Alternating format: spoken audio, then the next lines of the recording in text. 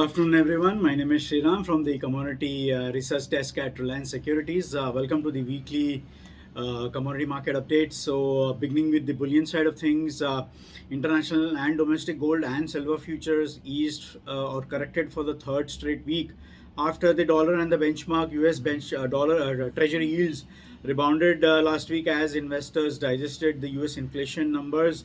Of course, data showed inflation rose to 3.2% from 3% in June, but were still slightly below the forecast of 3.3% as expected by some traders and investors.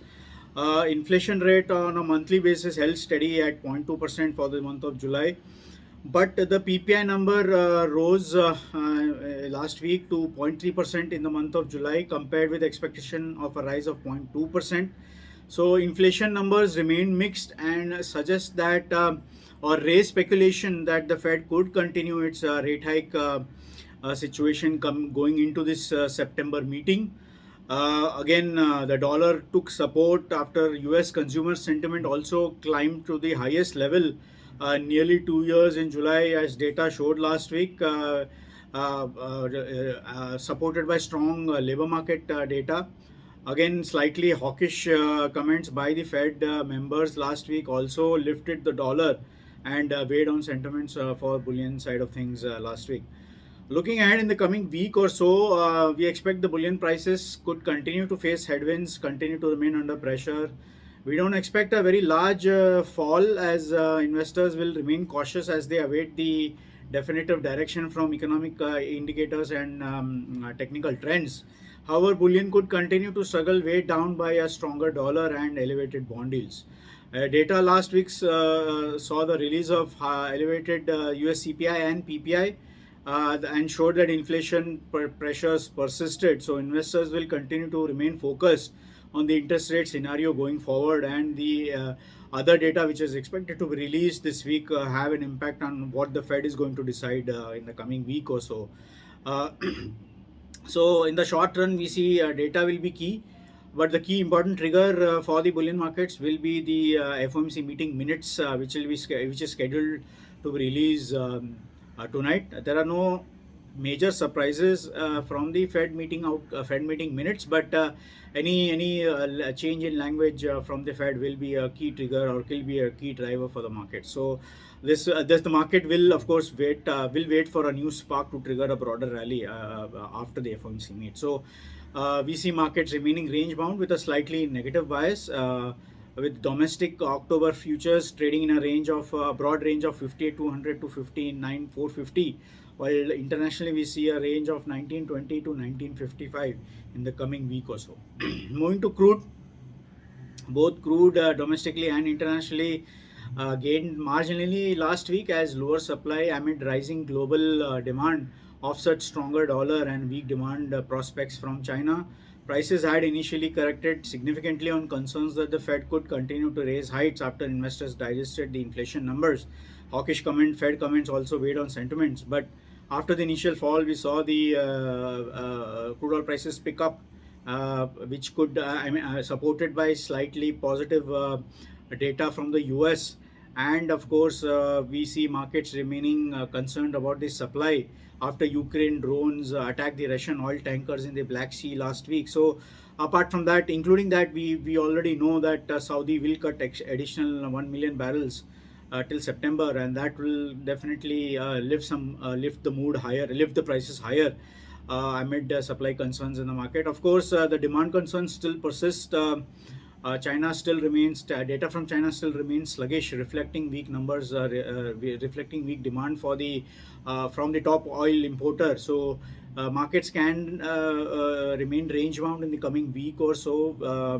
We see that prices have started on a slightly weaker note this week and could struggle in the coming week following another round of weak economic numbers from top importer China.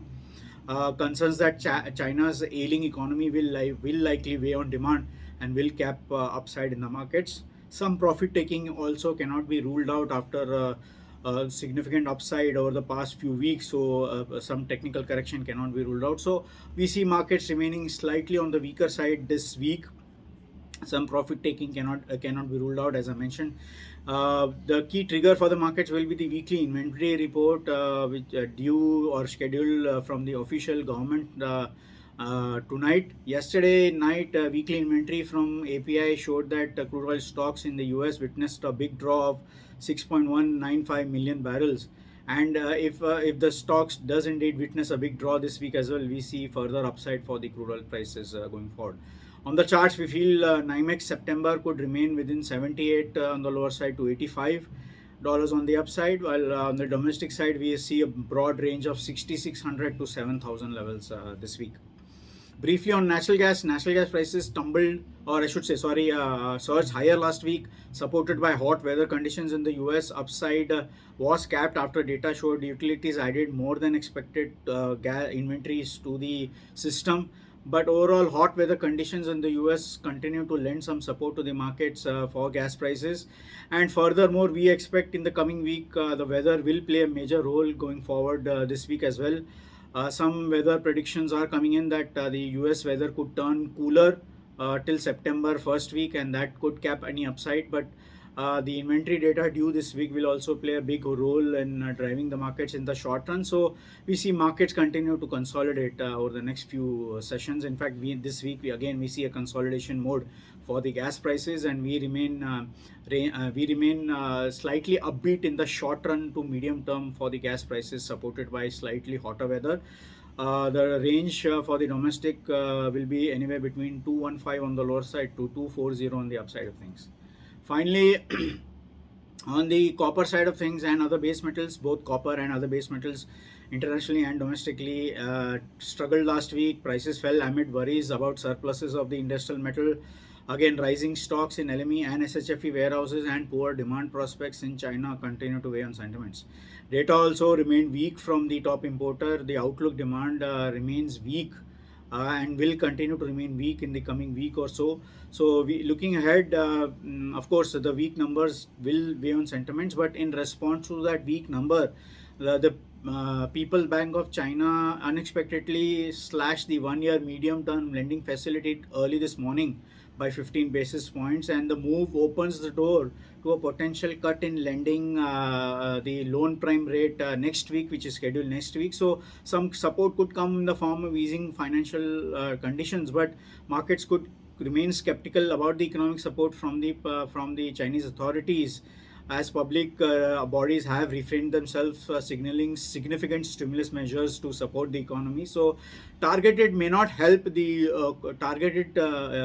support may not help the copper and other base metals, and we see broad correction again continuing this week for copper and other base metals.